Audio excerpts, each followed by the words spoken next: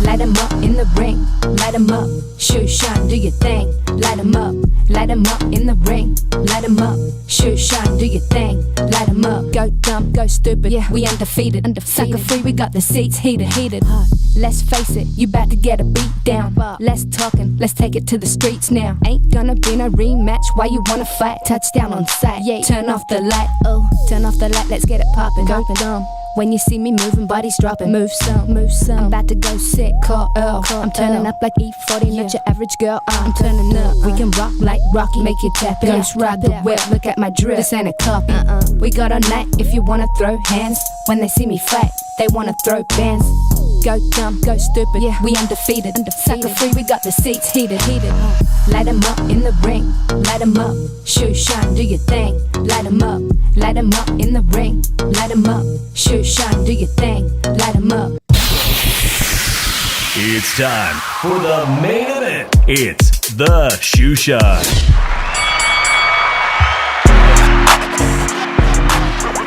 ¿Qué onda, vatos locos?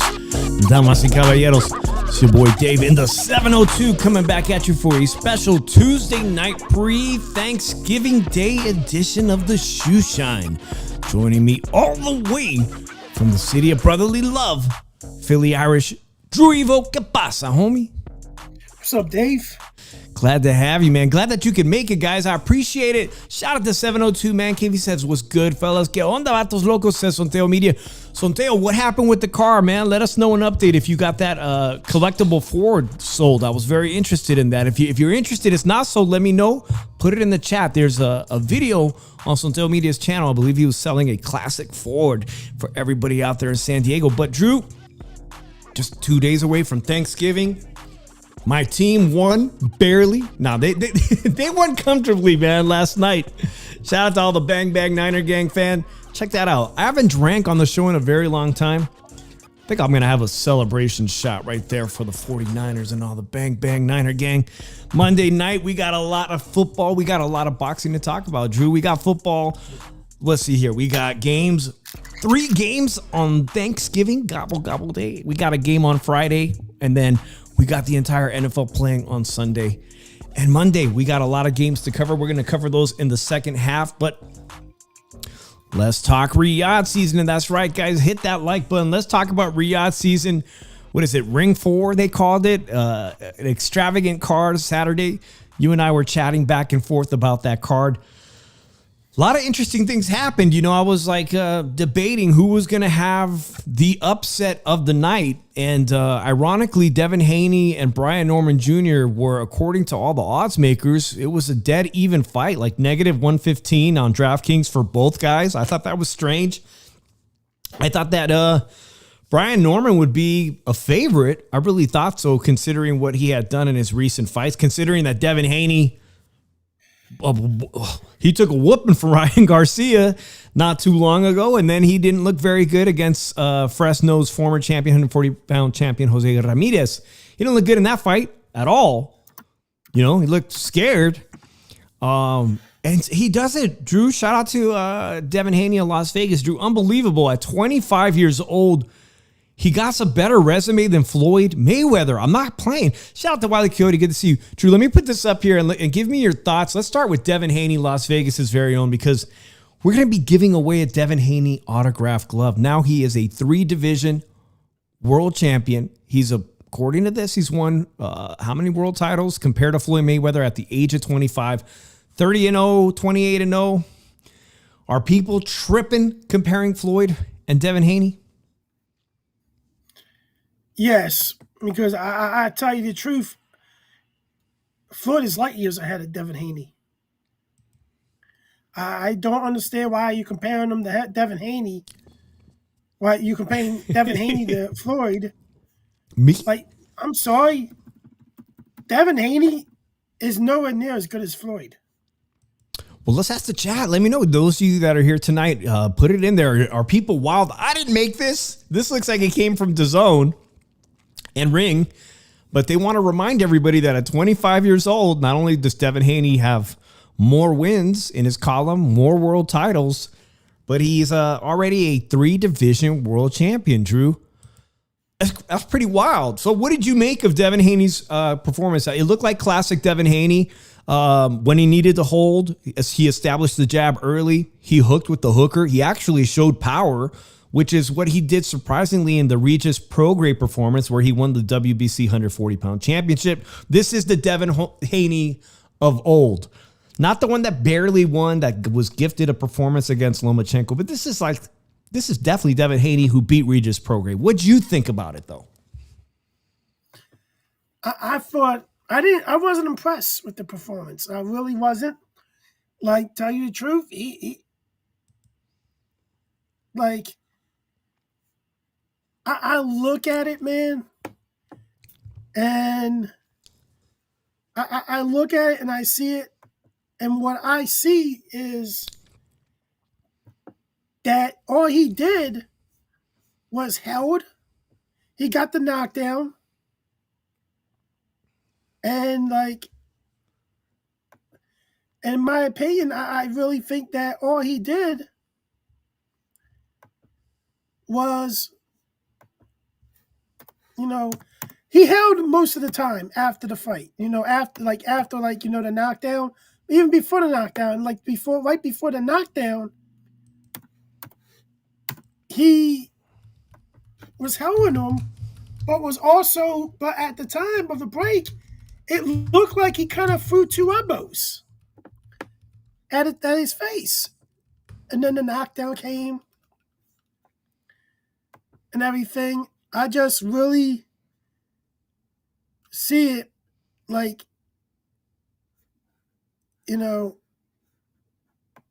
I just see it, man, like, it's just so much, he went the classic Devin Haney holding, didn't want to do anything. It was a boring fight after that. I kind of did not care for it. Yeah. I thought it was, I thought it was boring. And I just really think this was a boring fight afterwards. Listen, in defense of Haney, I got to tell you, once Brian Norman once he got dropped, things changed dramatically. He was out of his element. He was fighting like when he fought Boca Chico, but he wasn't able to make that adjustment after getting dropped, and the fight became one-sided. And typically when fights are dominated by one fighter, they look boring. But shout out to Veronica, who I'm sure is ecstatic. The big news, I posted it on the thumbnail. We're going to get to that. David Benavidez shocked everybody. He shocked me by announcing, and it is official, guys. I got a statement from David here. Zurdo Ramirez has confirmed it that T-Mobile Arena May 2nd is now his date. David Benavidez has stolen the date from Canelo Alvarez, the face of boxing, no más, because David Benavidez is the man now for all the Mexicans and Chicanos and Ecuadorians, because he's Ecuadorian too, guys. But going back to Devin Haney, Drew, I got to tell you something. Let me just show you guys what's been going on, because Devin Haney's been getting into it with everybody today. This is an excerpt from Sean Porter. I'm not going to play it because I've had some run-ins with Sean Porter that weren't too friendly, so I won't play it.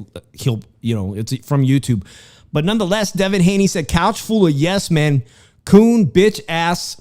I've made and accomplished more than all of them put together." He is furious at Sean Porter. Then also you've got the reporter right there. I think Bruce Carrington from Top Rank and Tiger Johnson got some stray bullets here. He's pissed at all of them, Drew. He's pissed at all of them. Allegedly, go watch it on Sean Porter. They brought up snack stuff, and Victor Conti, God bless him, rest in peace. He's no longer here. That really upset him. But not only that, look at this. Conor Ben has been posting pictures and getting at him in his timeline. Devin Haney says he's Eddie's little puppet. Eddie is his master. He does what Eddie wants him to do. Conor Ben hasn't accomplished anywhere near what I've accomplished. So there you have it. He's going at it with everybody. He's mad at boxers. He's mad at the media.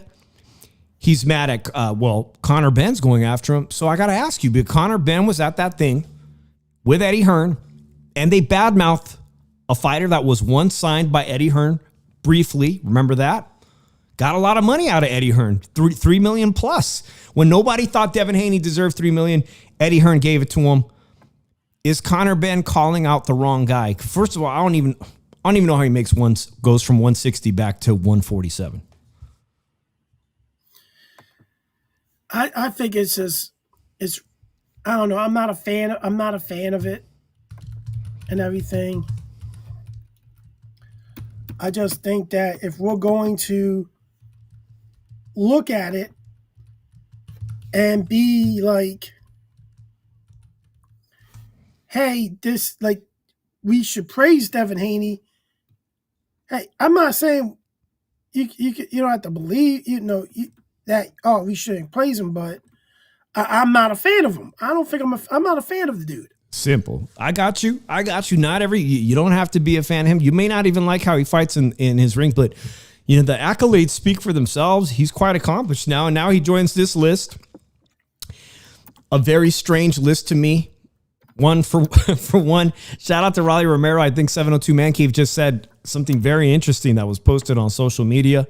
Is it Devin Haney calling out Bill Haney on his IG saying, Rolando Romero, your time is up. Very interesting. Obviously, both being Las Vegas locals, that's a fight I want to see.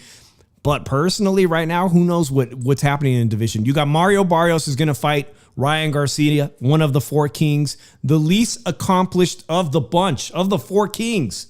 Devin Haney, Gervonta Tank Davis, Ryan Garcia. He is the most unaccomplished one, and he's going to get a crack at Mario Barrios in Las Vegas this coming year in 2026. Raleigh Romero is supposed to fight Gisayov, his mandatory. If he can get that guy to step aside, well, then you're probably going to get, Manny Pacquiao versus Raleigh Romero, fight I like to see. Nobody knows who Lewis Crocker is. No disrespect to the current new champ, but I've never seen him really fight. I mean, I can't say too much about him, and I watch all boxing. Sorry, guys. Drew, who is the best? Because you got people saying crazy shit now. You got people saying Devin Haney is going to wipe out this division. I don't believe that Devin Haney is going to wipe out this division. I really don't believe that it's not that hard of a division anyway, let's be honest, to wipe out now, because the big guys are not in the division the main guy you have to worry about is not in the division anymore. And I look at it, I look at it as in, you got Barrios, which is my opinion. I always said that he is Space Mountain of 147. He's the easiest. If you want to get a piece of ass, he'll probably be the easiest piece of ass that everybody wants to get so desperate to get some ass, they go after him. Pause. Yeah, pause. And Wally, he got that big win over Ryan Garcia. And I think it was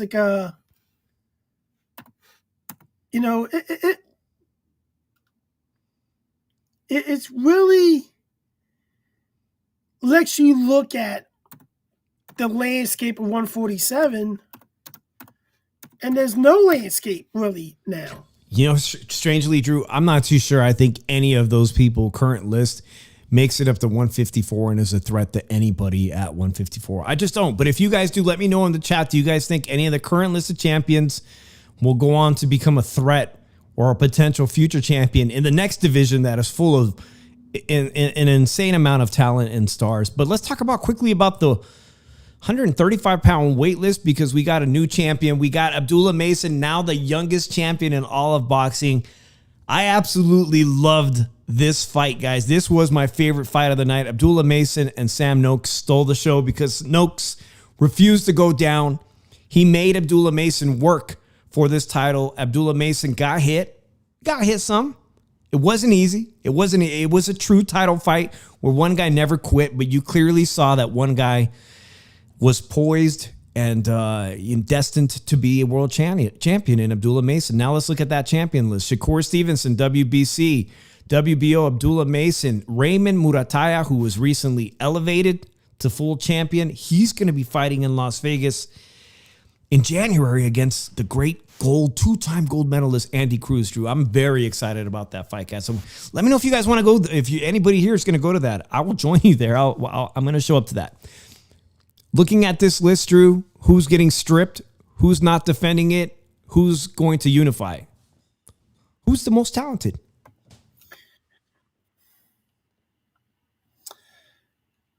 Tank's getting stripped. I think Tank's going to get retired. He's going to retire. I think Muay Thai is going to lose to Andy Cruz. Yeah, that's, all respect to Muay Thai. He's in for a very difficult night. If he pulls off that victory, that is going to be miraculous, because I want to see two champions unify at Top Rank.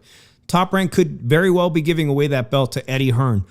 But what do you guys have any faith in Raymond Murataya? You don't think so, Drew, right? You don't think he gets past him?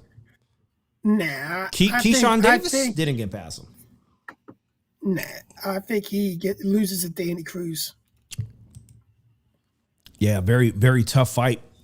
In a hard division. And how much longer is Shakur Stevenson actually going to stick around? That could be a vacated belt, because the negotiations with Teofimo Lopez for a 2026 fight are ongoing. Hasn't been made official as far as I know. And he could very well give up that title at 135 on his way to 140. So that division is ripe for the youngins to take over, man. It's very exciting. Shout out to him, to Abdullah Mason. He's a phenomenal talent. He could be dropped, though, Drew. He could be hurt. He's been hurt. He's been hurt before, just like Raymond Murataya has been dropped early. Abdullah Mason, don't be surprised if he gets dropped someday. Now, I thought Devin Haney was going to get dropped. Nope. Pitched a perfect shutout. Let's talk about young Bam Rodriguez, because, again, the pound-for-pound list across everybody in the boxing media is including Bam Rodriguez. Drew, he unified. He now has 3 of the titles at 115. He now has the WBC, the WBO, and the WBA he just got from El Puma Martinez. What'd you think of that knockout? It's a good win for him, I think are we going to, when's the next, who's the next up in line for Bam? And the thing is,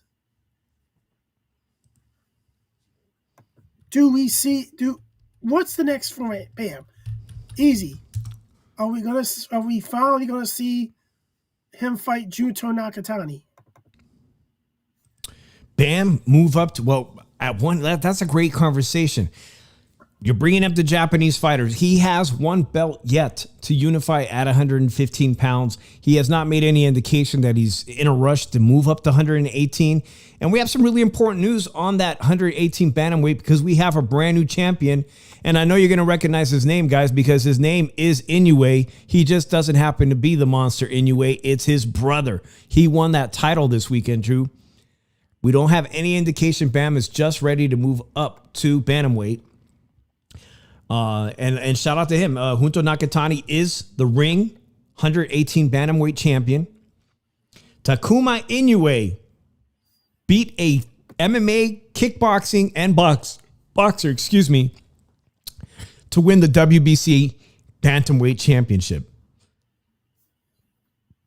There's only one belt that Bam does not have, and that's Wilbaldo Garcia Perez, the IBF champion. That's who's next.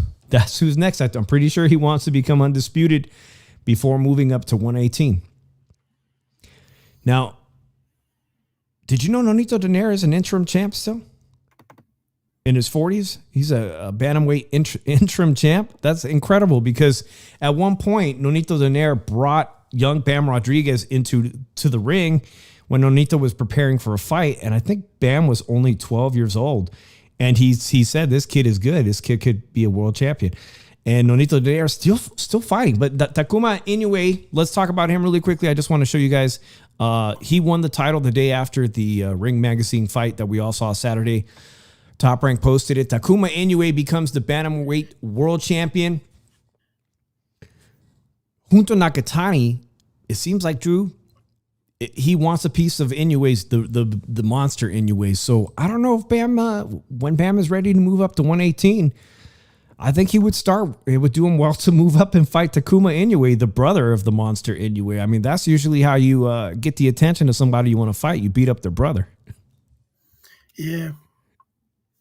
So I got to ask you, we're going to move into football shortly, guys. If you're in here, if you're coming in here for football, hang on tight. I'm going to ask you, this is the pound for pound rankings according to Ring Magazine. Devin Haney breaks the top 10. Number 4, Jesse Bam Rodriguez. Personally, I like this list up until about number 5. I do like this list. Junto Nakatani, I don't know if I put, man. The main shock here, Drew, for the first time ever in years, Canelo Alvarez.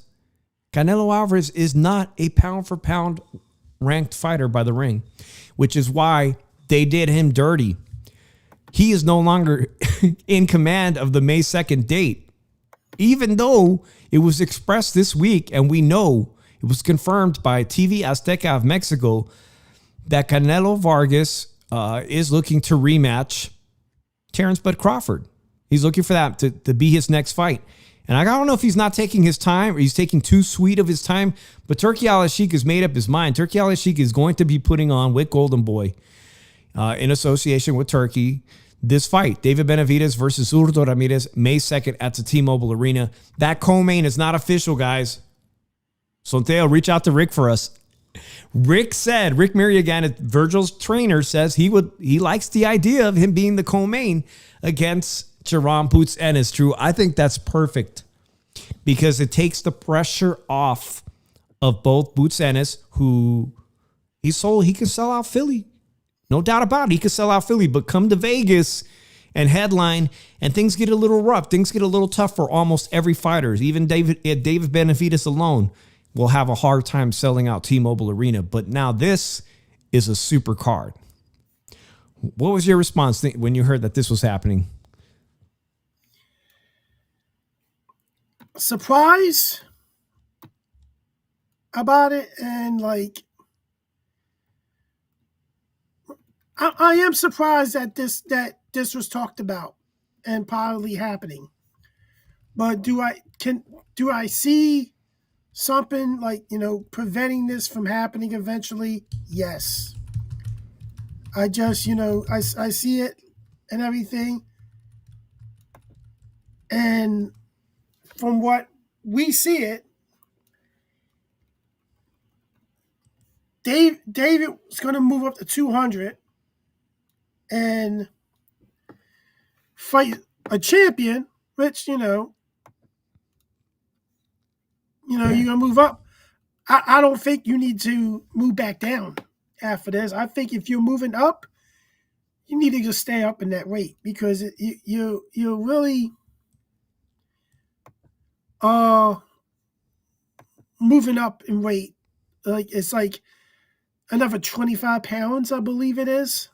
25 pounds, yeah. I'm sure David's walk-around weight is well above 200. So it's kind of like, I haven't been in camps, obviously, with any pro fighters, but, he doesn't have to cut weight. So it's more like he's going to be fighting at his natural walking weight. So how do you train and condition knowing you don't have to lose weight? But they know each other very well, guys. Look at this. This is a picture of them sparring. They know each other very well. David Benavidez obviously has the confidence that he needs to beat Zurdo Ramirez. Zurdo also did not do well at light heavyweight, Drew. In my opinion, he looked awful. Bivol schooled him. He was a fairly decent 168-pound fighter historically, but, nothing to scream or nothing to rave about at 168. But here he is at cruiserweight, which is, aside from Jai Opetaia, these are a lot of fights he can win. Now David thinks he can take this title from him. How does he come back down in weight? Because I'm hearing that he says he's willing to fight Dimitri Bivol. if and after he wins, I guess this title from Surdo Ramirez. I think it's a bad decision to want to do that. Well, let's see what he has to say, guys.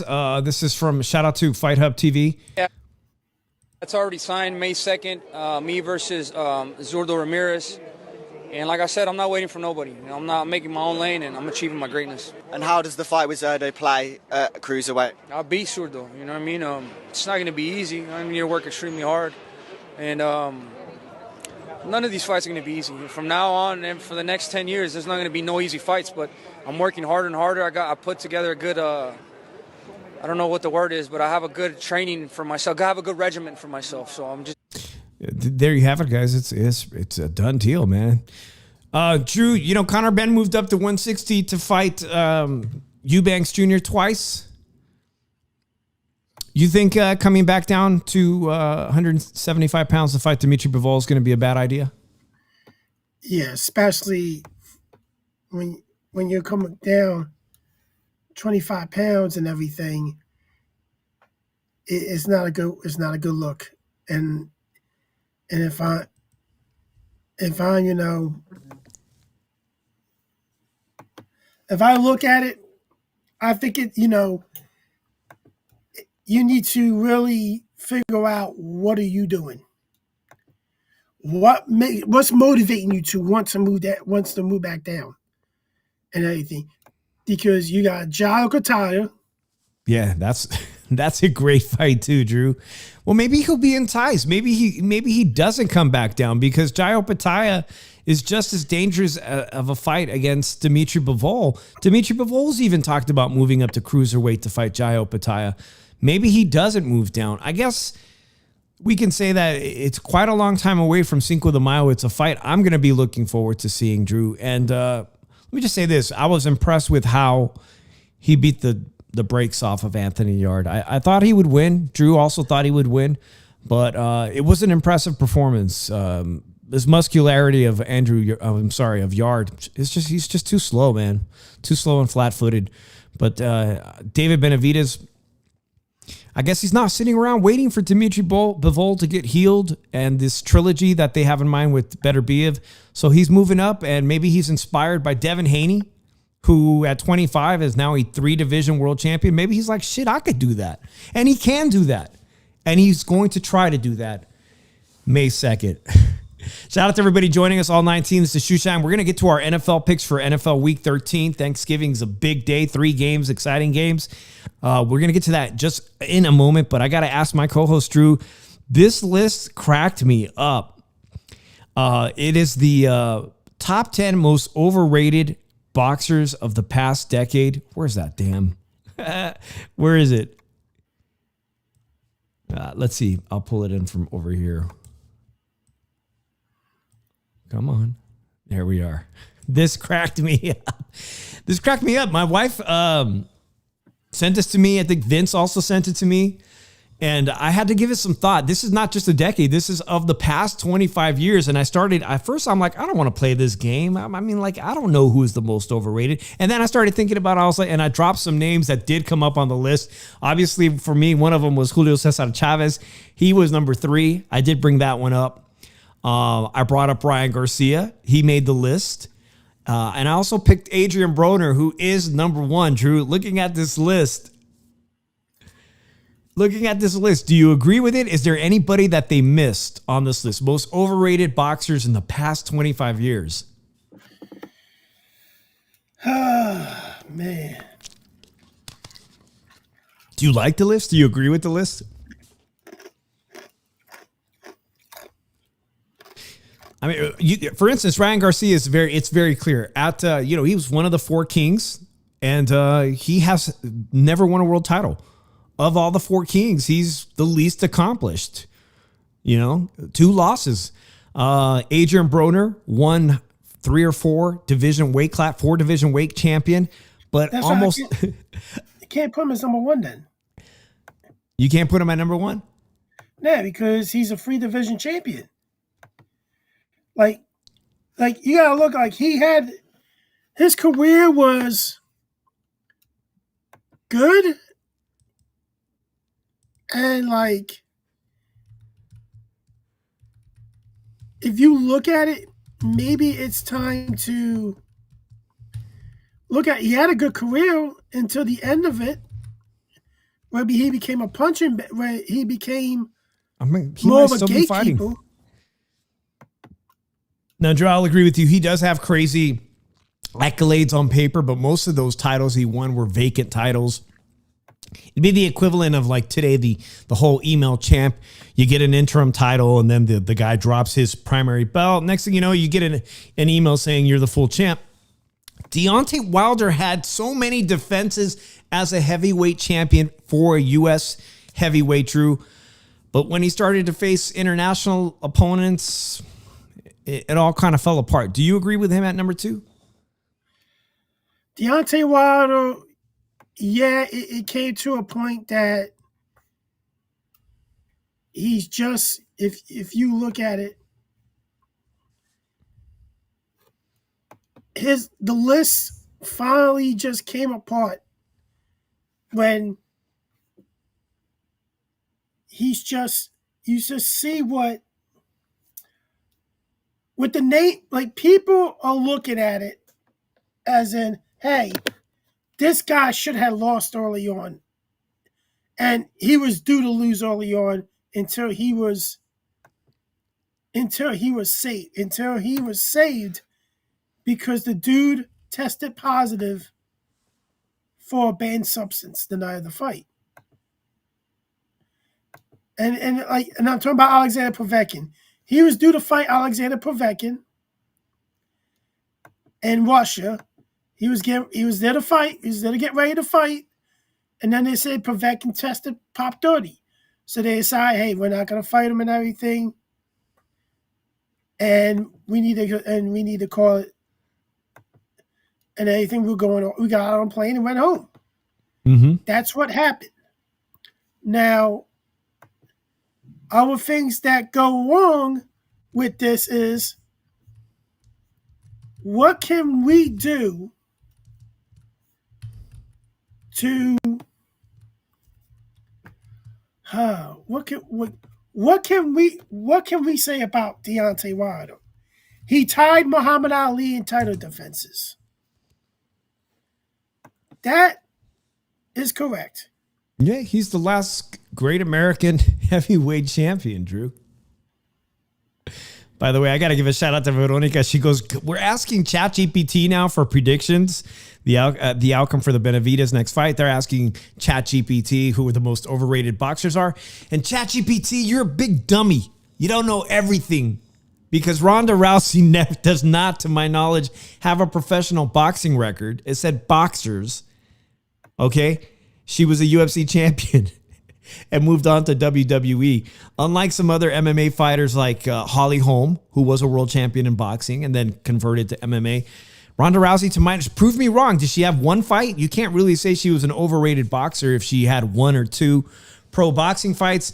Prince Nassim Hamed is very interesting, Drew, because we all know, boxing fans know, that when he got in the ring with Barreras, the great Mexican champion, all that silly shit he would do in the ring, showboating and all, which is reminiscent of a fighter that's fighting this weekend, right? Ben Whitaker, I believe, is fighting this. Prince Nassim. It all fell apart after he fought international champion like Barreras. Jake Paul made the list. Interesting. Jake Paul made the list. He is a professional boxer. Kell Brook, kind of a strange choice. He did have some solid wins at welterweight, including beating a really prime Sean Porter, in my opinion. And then he destroyed himself moving up to fight Gennady Golovkin. I don't know. ChatGPT is raw. It's still raw.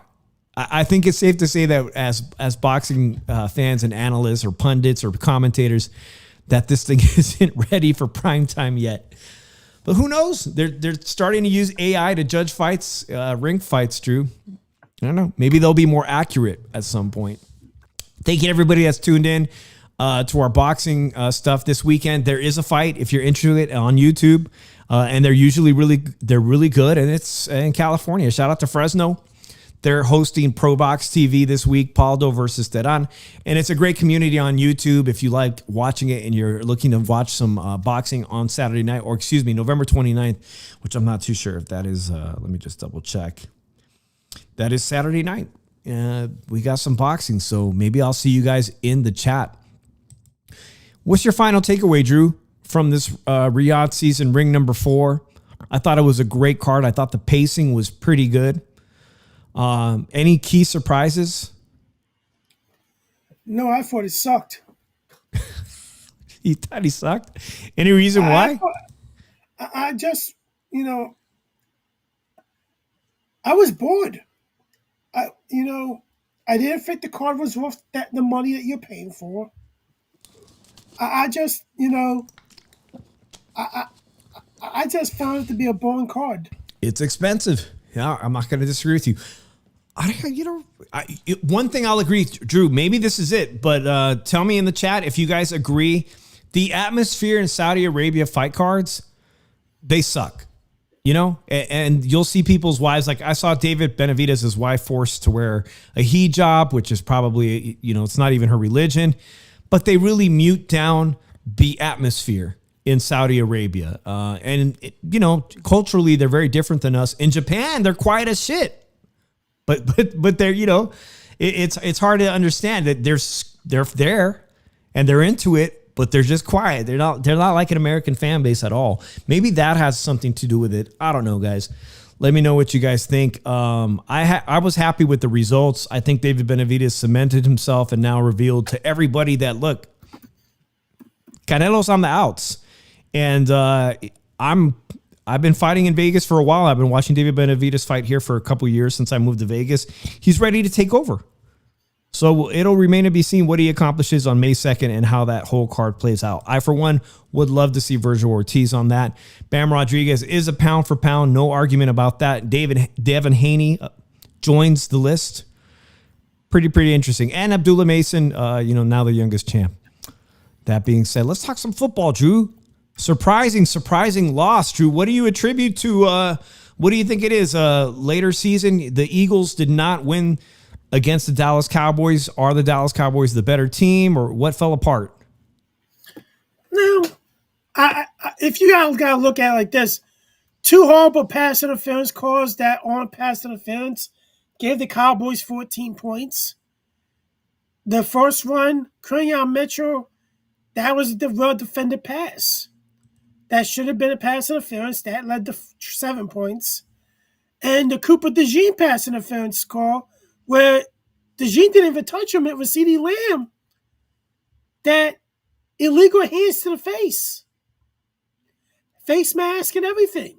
And a push-off. If anything, it should at least be an illegal hands to the face on offense.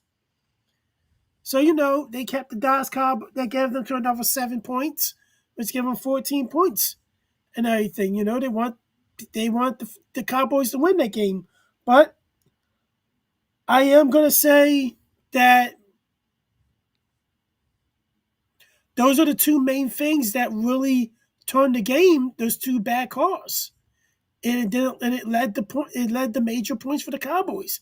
Those 2 calls don't happen, the Cowboys lose 21-10. But another thing I have to say, the offense fucking didn't show up again. Show up in the first half. I got to ask you because, sorry to interrupt you, but the 49ers, talk about overusing Christian McCaffrey. Christian McCaffrey is the heart of the 49ers offense. And somebody's going to argue that your running back is equally as good as McCaffrey, and yet the Eagles aren't using him in the same fashion this year. You might even think he's better. You might even think he's better than Christian McCaffrey. I think the issue is that when you have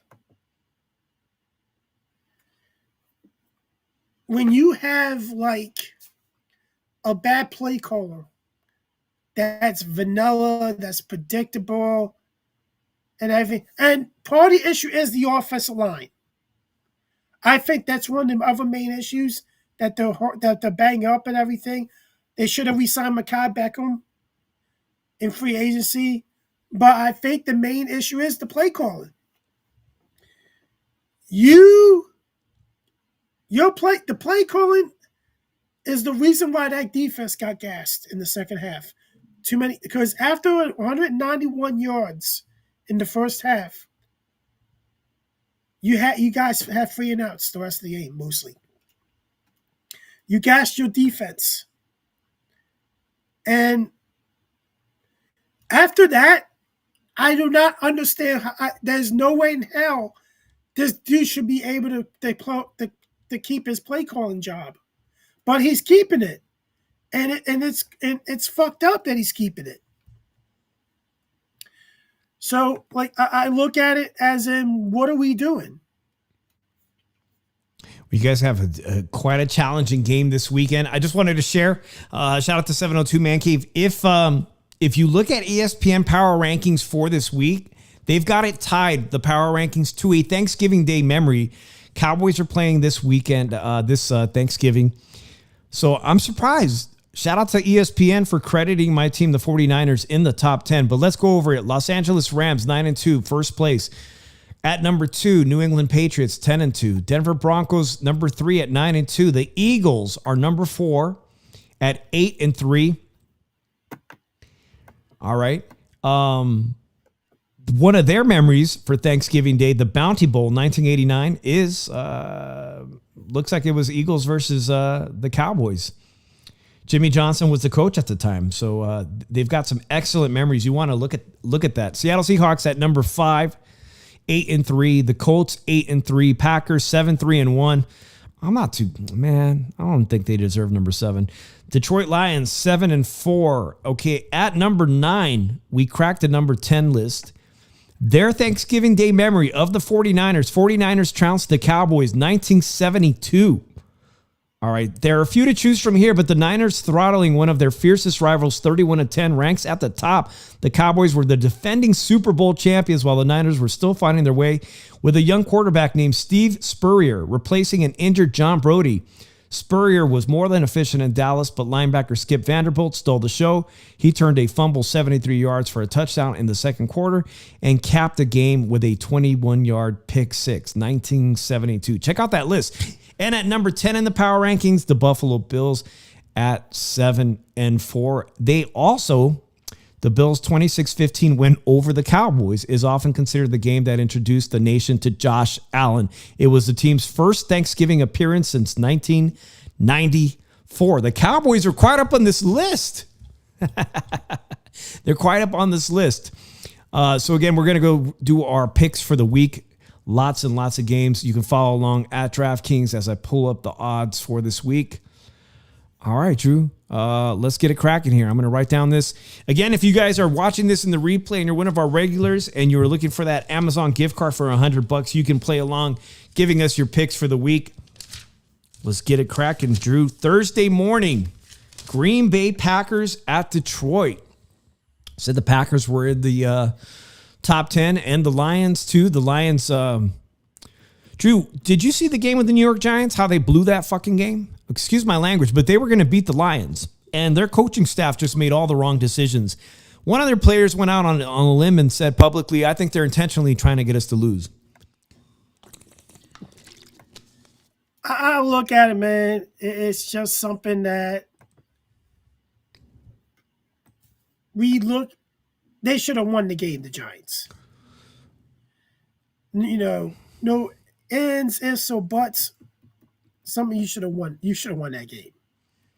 And if you didn't win, and you lost that game in OT. Yeah, it shouldn't even have gone to OT. It shouldn't have gone to OT. They had an opportunity for a field goal, and they said for some reason they didn't kick a field goal. It was stupid.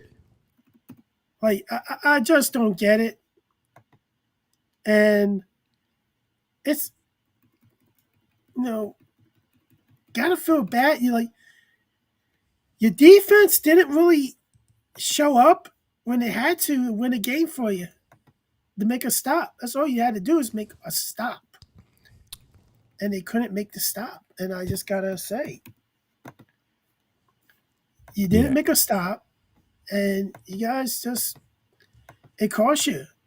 And unfortunately, It costs you, and that's what's going to happen, man. It costs you. All right, who you picking, Detroit Lions or Green Bay? I'm going to pick the Lions because I don't trust Green Bay's offense. And I just don't trust it, man. I just can't. I got you. I'm going to go with the Lions as well. Now, if you're interested, they are a plus 120 underdog, the Green Bay Packers, and the Lions are a negative 142 favorite. The point spread is just 2.5 points. I see Vince has got the Packers. Moving on to his game, this is going to be very interesting because Patrick Mahomes, he's pulling these comebacks now. And the Cowboys are fresh off the confidence-building performance that they had against your team, Drew. This is probably, both of these games are going to be really fun to watch, Drew. Kansas City Chiefs, very much a favorite, negative 185. The Dallas Cowboys, a plus 154 underdog. Over 52.5 points. I don't think it's going to be that high scoring. This one's tough. This is a tough call. Yeah, I feel like, Patrick Mahomes always gets it done on big days like this. But I can't root for him. I'm going to go with the Cowboys, Drew. I'm picking the Cowboys because I just can't. You can't trust Patrick Mahomes, the Chiefs defense. You just can't trust the Chiefs on the road. This is like something different, and I think that if we're going to look at it, this is a game that you take that it's that that them as an underdog and that line. You cannot go and do it. You just cannot go and deny it. And there's still a hope. They still have a hope of getting in a wild card spot. And I'm seeing some people predict that the Chiefs are going to sweep the next 5 or 6 games. I hope not. But nonetheless, Dallas Cowboys find themselves 5-5-1. And equally bad record, essentially at 6. The Chiefs are 6-5 in third place. Mad Dog says Broncos country, and they're absolutely playing fantastic. I haven't seen you in a minute, Mad Dog. Good to see you, man. And your team is doing fantastic. Let's move on. We're on DraftKings for Thursday. Cincinnati Bengals, the night game. Cincinnati Bengals versus the Ravens. Drew, heavy favorite. Baltimore Ravens, negative 375. I got the Ravens. They're starting to get on fire. I'm going to take the Ravens too. I just, see it as I just see them to get momentum. And I think back to it's momentum that's helping them get back to it. And do we see, I don't know. Do we see them not winning this division now?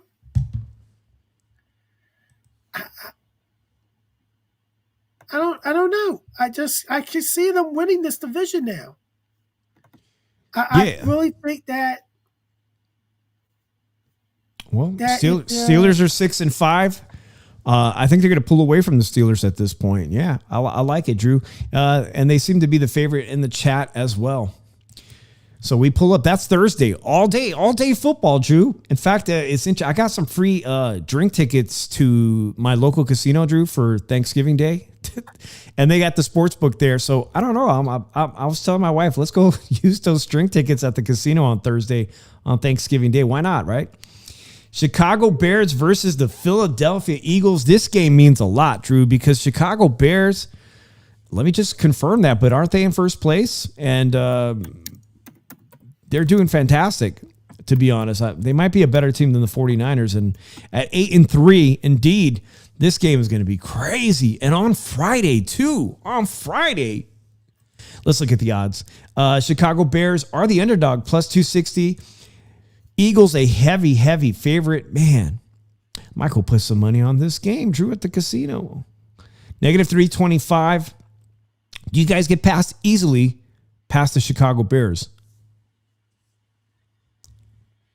I'm picking the Bears. I really think You're picking the Bears again. No, I mean the Eagles. I'm picking the Eagles. All right. I'm picking the Eagles. This is something that if the Eagles don't get this going, this one game going against a 28th ranked run defense. They gotta use Saquon Barkley, Drew. This is the week. I look at it like this. If they don't do it, there's really nothing else they can do. You have to take play calling away. But if you win this game, you will have a tiebreaker over all the teams in the NFC North. And you will be no lower than the number 2 seed. If you win out, you will be no lower. If you beat them and you only lose like one more game, I don't think you finish no lower than number 2 seed. Because you have the tiebreaker. You also have and the thing about it is you'll have the tiebreaker with the Rams, you'll have the tiebreaker with the Bucks, you'll have the tiebreaker with the Bears, you have the tiebreaker with the Packers, with the Lions. You have all the tiebreakers because you beat them all. Yeah, and Drew, I absolutely 100% need you to beat the Bears.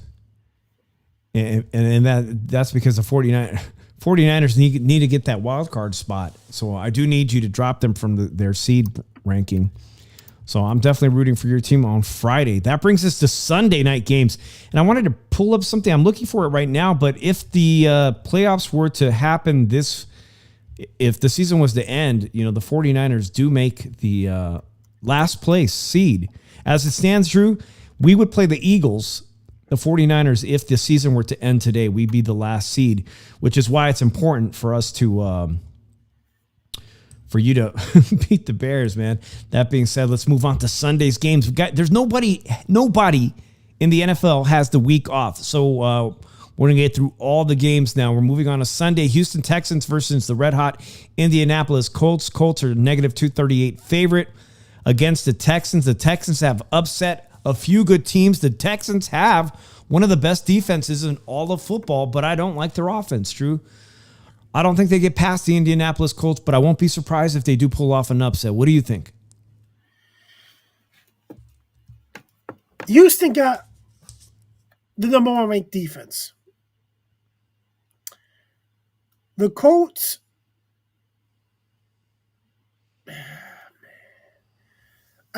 I probably would take the Colts to win this, but I wouldn't be surprised if the Texans win.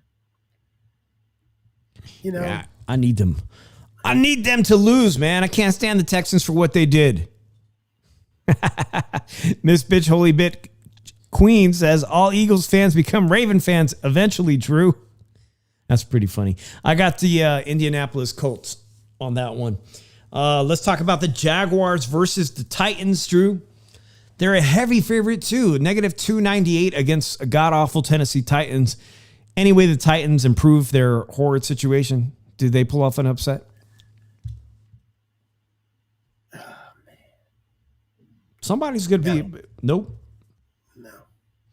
Anybody in the chat think the Titans win?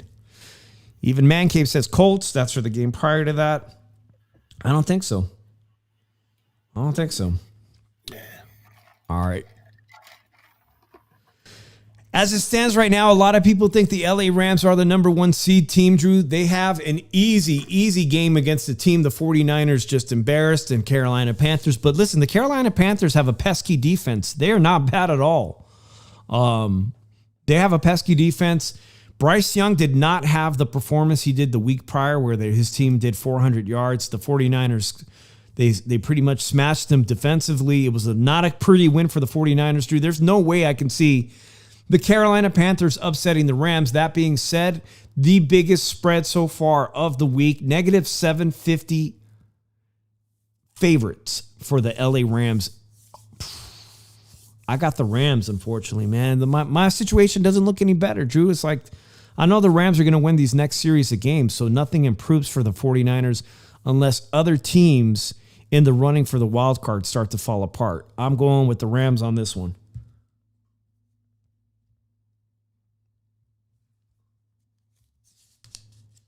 Oh, Drew, your audio muted. Check your audio. It muted.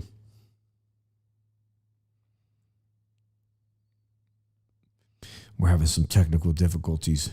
Yeah, I'm going with the Rams. Going with the Rams on this one. Where did I get the Rams? All right. 702 Man Cave has got the Rams as well. And like I said, that is the biggest spread. Biggest spread.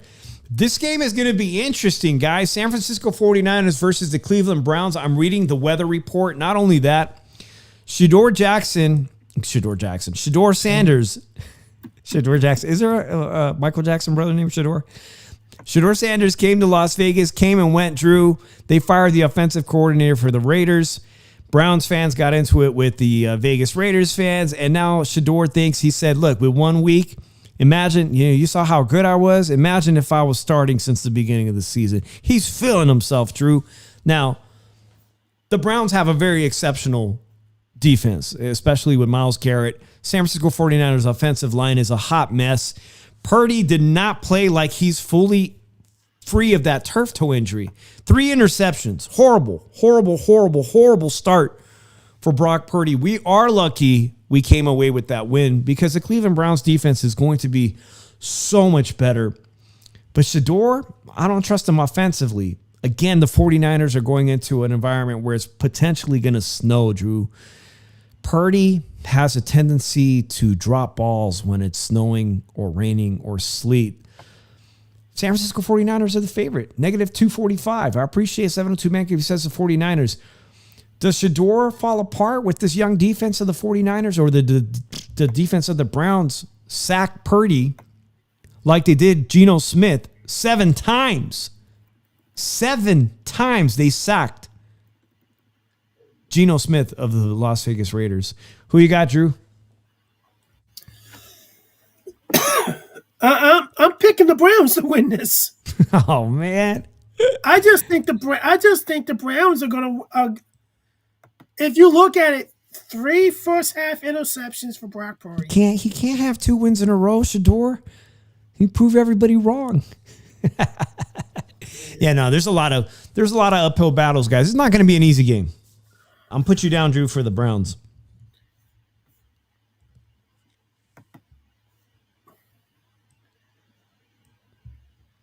Drew, I'm presuming you're kind of fixing something with your computer. I got to remind you, if you guys did not hear, the 49ers have this massive controversy with Brandon Ayuk, $85 million contract. It was reported earlier this week that the 49ers have tried to, whatever the legalese term is, they voided Ayuk's contract for breach of contract.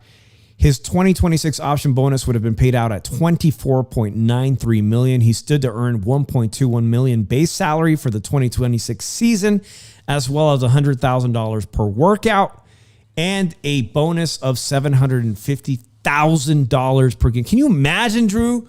Can you imagine playing a game of football 3 hours and you got enough money to buy a house? Like just 3 hours? Like, oh, I'm buying another house with that. $750K. That's like house purchase money. Anyways, the 49ers, I'm not sure the terms if it's official, Drew, but we're going to have a large amount of salary cap space freed up. I'm happy as shit. I'm happy about that.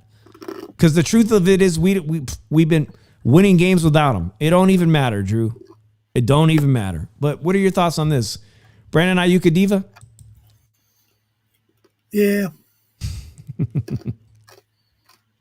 So we're going to see, man. The 49ers missed out at the trade deadline. They did not have they probably knew they were going to void his contract, and yet they didn't take decisive action to pick up some solid defensive players to bolster that defense, that young San Francisco defense, which pisses me off because I think they knew all along that they were going to get rid of Ayuk and free up some cap space money. All right. Anyways, who did we miss here? Let's go Saints versus Dolphins, Drew. The Dolphins are a favorite, negative 265. I'm going with the Dolphins. The Saints look absolutely awful. Yeah, Dolphins have been on somewhat of a streak. So, I'll say, all right, let's pick the Dolphins. All right. Anybody else got the Dolphins? We're doing Dolphins versus, the Saints. All right. Falcons versus Jets, another team in the South that I just don't give a crap about. But both of these teams are bad. Let's look at the odds. Who do you got, Drew? What's the game you're talking about? Let's go with Atlanta Falcons, -142 favorite against the New York Jets. Abysmal season for the Jets again.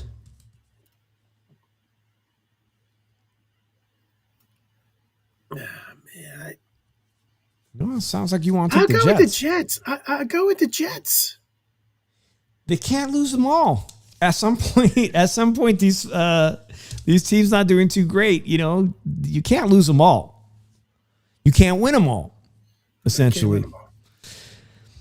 All right, Arizona Cardinals. Kyler Murray was benched. Now we don't know what's going to happen with Kyler Murray, but they're playing the Tampa Bay Buccaneers, and the Tampa Bay Buccaneers were a very solid team starting the season. They beat the 49ers. They beat a lot of top good teams. The Cardinals are scrappy. They're showing some signs of hope. They've got McBride, Bissett. They're underdog, +130. They play with a lot of heart, and the Buccaneers are not doing too well right now. They're the favorite at -155. I'm thinking this could be an upset. I'm feeling like I'm going to throw my name in the hat here for an upset because the Buccaneers are falling apart, and maybe the Cardinals are going to finally get one. So no rhyme or reason. I'm going with the Cardinals this weekend.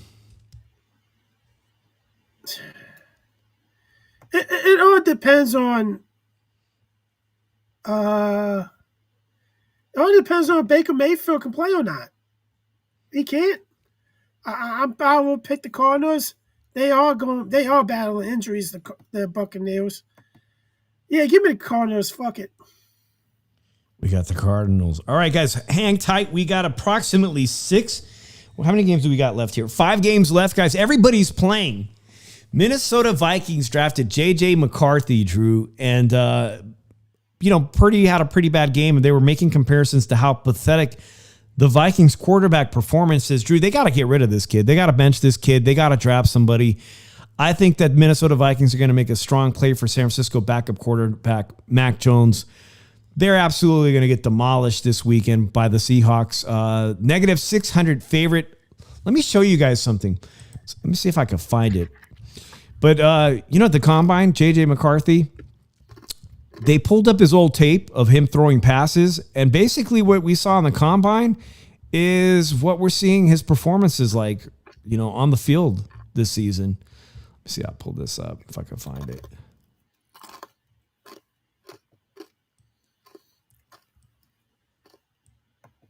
For one thing, if J.J. McCarthy spiked on every play, he would have a rating of 39.6. Is that 39.6? He stands currently at 34.2 passer rating. Just spiking the ball, he would do better. That's how bad he is. All right, I wanted to show you guys his Combine performance, if I could find it. What do you think of this young quarterback, Drew? You think this is like one of those things where he's going to be better in his second season and they should risk it, keeping him around? I don't know. Like, you kind of committed a first-round pick to him. Mm-hmm. And you got rid of Sam Darnold, which I think was the mistake. If anything, I would have shot the kid and gave him to somebody that doesn't know what they were getting. So, yeah, I couldn't find the clip. And nonetheless, I'm picking the Seahawks. 702 says he's got the Seahawks as well, Drew. And that's what I'm saying. The NFC West, nothing is going to change. The 49ers cannot afford to lose to the Browns or the situation becomes dire for that wild card spot for me. Who do you got, Drew? Vikings or Seahawks? I got Seahawks. I think the Seahawks might blow them out. Yeah, I think it could be a blowout too. If you're looking to go that route, you only need to pick 41.5 points.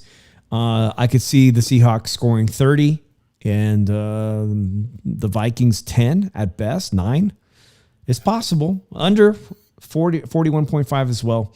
And they are heavy favorite, guys. Negative 600. So that said, let's move on to, they've played each other this season plenty. The Raiders, did I show you the picture of the ownership? Mark Davis, man. Mark Davis don't give a damn, Drew. He just don't care. I mean, he has a grand time no matter what's going on. They had a picture of him this weekend where he's having a great time. With a blonde. I don't know if that's his current girlfriend or what, but he don't care. He don't care. You know what, Drew? He didn't even pay for the stadium. The Oakland Athletics, now going to be the Las Vegas Athletics, they've got to pay for most of the stadium. They're going to get $300 or $400 million from the Nevada taxpayer. But Al Davis, he worked it all out, man. He don't even care. Somebody came up with a theory this weekend that the Las Vegas Raiders, Al Davis, that he knows that he doesn't have to put together a winning team because 90% of the people showing up to Las Vegas Raiders games are out-of-town tourists there to support their team. It's fucking crazy. Excuse my language. It's crazy. They're playing the LA Chargers. Shout out to Fonzie. I sent you a text. I don't know. He's not here today, but hopefully he gets his picks in. Who do you got? Chargers. They are a negative 600 favorite against the Raiders this weekend.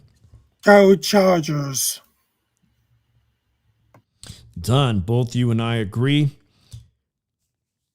And that is Sunday. All right. Who have we not missed? Buffalo Bills versus the Steelers. This might be an entertaining game. Josh Allen been back and forth.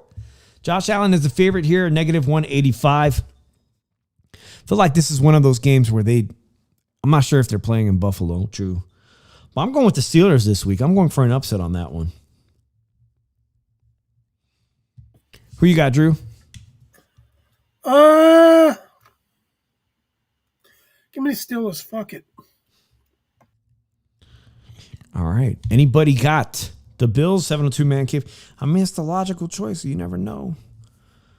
There's got to be an upset. There's got to be some upsets. That brings us to game number 15, the last game on Sunday night. Denver Broncos, unbelievably good season. They are a favorite, negative 325 against a really beat up and injured and just out of it Washington Commanders, Drew. I think that this should be much higher. Negative 325 favorite. Broncos are going to extend their winning streak, in my opinion. What do you think? It's going to be a fucking blowout. A blowout. A blowout, he says. They're having an incredible season, the Broncos.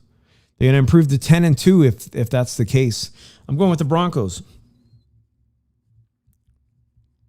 All right, speaking of blowouts, you're going to have to bet over 43.5 points. That shouldn't be too hard. I don't know. That shouldn't be too hard for the Broncos offense. And that brings us to Monday, December 1st, the first of the month. New York Giants, who just blew a game. They're pesky, man. They got a lot of heart. They don't have Jackson Dart, but things are looking upbeat. You know, they got a backup quarterback that's moving the ball down the field against the New England Patriots, though. They are a plus 320 underdog and a negative 410 favorite for the New England Patriots. You got to bet $410 to win $100. Damn. I don't think the Giants can't get the job done. I think that look at this, Drew. I think he's right. This player here, he said that they're intentionally trying to sabotage.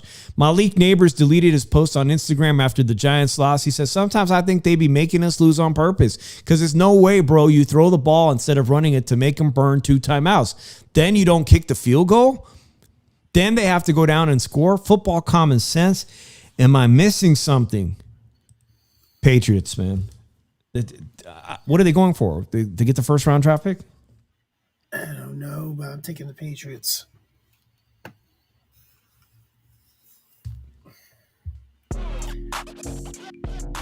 That was all. That's all the games. We combined Listen, guys, I know I appreciate everybody that was here tonight, guys. It's Tuesday. It's a holiday week. Tomorrow, I was not going to ask Drew to come back on Wednesday when everybody's getting ready for Thanksgiving. Just not going to do it to Drew to come back on a Wednesday night and stream. Like, we got to do both. If you were watching the replay and you're playing along this game, talking to Crypto Hippie Fit, talking to Fonzie, who's not here, talking to Paul. Paul, if you're listening, if you hear this, put your picks in so you do get a chance to compete for that prize. Hey, any special plans for Thanksgiving, Drew? Nope. I know the feeling, man, Drew. I'm out here. I want to say shout out to any of my family that is listening out in the Bay Area. I do not have any family coming over for Thanksgiving, but they did come recently. My father-in-law just left, and my mom's is probably coming for Christmas. So I want to extend a beautiful, happy Thanksgiving to everybody out there, and really just think about, which this year for real, Drew, I got a lot to give thanks about. For those of you guys that don't know, I'm gonna let you guys know, man. I got a lot, but they told me I might have cancer in July of this year, and I had to wait nearly 8 weeks to find out I don't have cancer, and I'm just like, I can't tell you how happy and thankful I am to God and my family that backed me, and I had a successful surgery, Drew. And health is everything, man. To be honest, health is everything, Drew. So you got something you're grateful for this year? This surgery I'm about to get. And Drew, if you want to tell people later about that, I'm praying for you, my buddy, my brother. I'm praying for you that everything's gonna go all good, man. But I won't put the pressure on you, man. Just happy to have you as my co-host, and everybody that I'm thankful for this audience that we have here that hangs out with us on weeknights, man. I appreciate each and every one of you in the chat. Any final words, Drew? No. All right. Well, we might see you later this week. We may not. Might pop up. So make sure you hit that notification. Make sure you're subscribed. Until then, peace out, everybody. Peace.